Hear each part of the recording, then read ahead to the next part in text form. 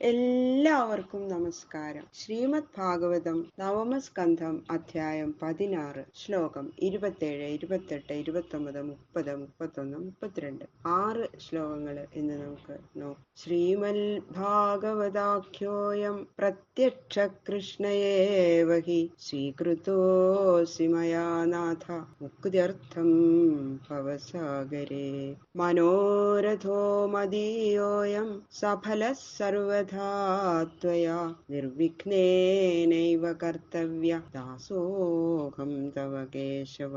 ശുഭരൂപ പ്രബോധജ്ഞ സർവശാസ്ത്ര വിശാരദ ഏതൽ കഥാ പ്രകാശേന മദാജ്ഞാനം വിനാശയ. കൃഷ്ണായ വാസുദേവായ ഹരയേ പരമാത്മനെ പ്രണതഃ ക്ലേശനാശായ ഗോവിന്ദായ നമോ നമഃ. ഗംഗണപതയേ നമഃ. സംസരസ്വത്യൈ നമഃ. ഗുരുഭ്യോ നമഃ. ശ്ലോകം 27 പരശുരാമചരിതം ഉപസംഹരിക്കുകയാണ് ഈ ശ്ലോകത്തിൽ. ഓം നമോ ഭഗവതേ വാസുദേവായ. ഓം നമോ ഭഗവതേ വാസുദേവായ. ശ്ലോകം 27. ഏവം ഭൃഗുഷു വിശ്വാത്മാ ഭഗവാൻ ഹരിരീശ്വര അവതീര്യ പരം ഭാരം ഭുവോഹൻ ബഹുശോ നൃപാൻ. ഏവം ഇപ്രകാരം വിശ്വാത്മാ വിശ്വസ്വരൂപനും ഈശ്വര നിയന്താവും ഹരി ഭക്ത ദുഃഖഹരനുമായ ഭഗവാൻ വിഷ്ണു ഭൃഗുഷു അവതീര്യ ഭൃഗുക്കളിൽ അവതരിച്ചിട്ട് ഭുവ പരംഭാരം ഭൂവിന്റെ പരമായ ഭാരമായിരിക്കുന്ന നൃപാൻ രാജാക്കന്മാരെ ബഹുശ അഹൻ അനേകം ഹനിച്ചു. രാമചരിതം ഉപസംഹരിക്കുകയാണ്. ഇപ്രകാരം സർവഭൂതങ്ങളിലും ആത്മസ്വരൂപനായും ലോകമര്യാദകളെ തെറ്റാതെ നടത്തിക്കുന്നവനായും അതത് കാലത്ത് ഭക്തന്മാർക്ക് നേരിടുന്ന സന്താപങ്ങളെ എല്ലാം തീർത്ത് സംരക്ഷിക്കുന്നവനുമായ ഭഗവാൻ ശ്രീ മഹാവിഷ്ണു ഭൃഗുവംശത്തില് അവതരിച്ചിട്ട് ഭൂമിക്ക് വലുതായ ഭാരം ഉണ്ടാക്കിക്കൊണ്ടിരുന്ന ആ രാജാക്കന്മാരെ മിക്കതും സംഹരിച്ചു. 21 വട്ടം അധർമ്മം പ്രവർത്തിച്ച രാജാക്കന്മാരെ മുഴുവൻ സംഹരിച്ചു. അങ്ങനെ ഭാർഗവരാമൻ എന്ന പേര് അദ്ദേഹത്തിനുണ്ടായി ഭൃഗുവംശത്തിൽ ജനിച്ചതുകൊണ്ട്. ഗാധേരഭൂൻ മഹാതേജ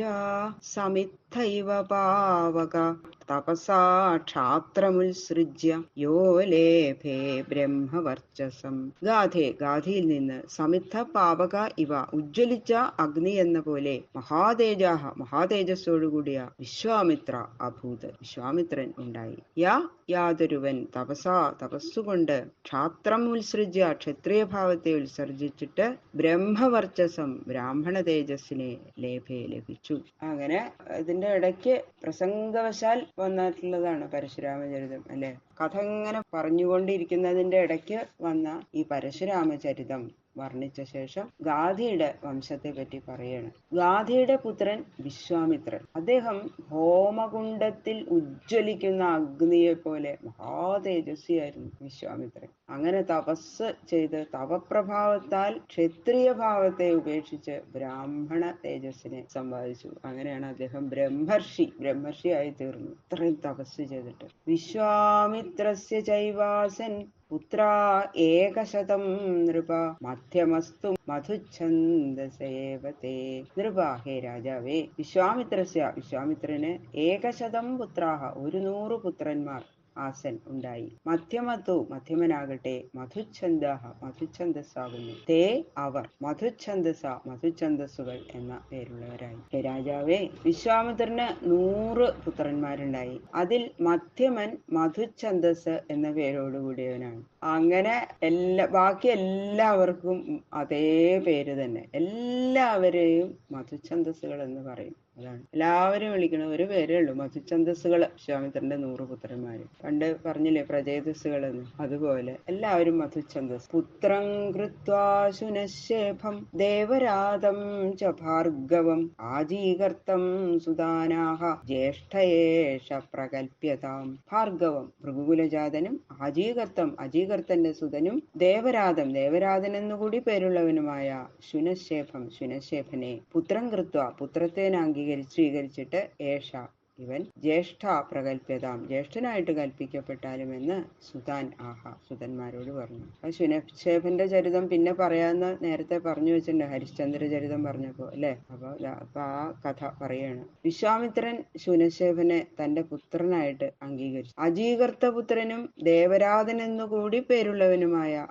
അദ്ദേഹം ഭൃഗുകുല ജാതനാണ്. ഇവനെ നിങ്ങളുടെ ജ്യേഷ്ഠനായിട്ട് കരുതണം എന്ന് വിശ്വാമിത്രൻ തന്റെ പുത്രന്മാരോട് പറഞ്ഞു. ഞാൻ എന്റെ മകനായിട്ട് അംഗീകരിച്ചിരിക്കുകയാണ് ഇവനെ. അപ്പൊ നിങ്ങളുടെ ജ്യേഷ്ഠനായിട്ട് ഈ ശുനശേഫനെ നിങ്ങൾ കരുതണം. യോ വൈ ഹരിശ്ചന്ദ്രമഖേ വിക്രീത പുരുഷ പശു സ്തുത്വാ ദേവാൻ ബ്രജേശാദിൻ മുമുചേ പാശബന്ധനാൽ. ഹരിശ്ചന്ദ്രമഖേ, ഹരിശ്ചന്ദ്രയാഗത്തിൽ വിക്രീത വിൽക്കപ്പെട്ട പുരുഷപശുവായ യാതൊരുവൻ പ്രജേശാദീൻ ദേവാൻ, ബ്രഹ്മാദികളായ ദേവന്മാരെ സ്തുതിച്ചിട്ട് പാശബന്ധനാൽ, പാശം കൊണ്ടുള്ള ബന്ധനത്തിൽ നിന്ന് മോചിക്കപ്പെട്ടു.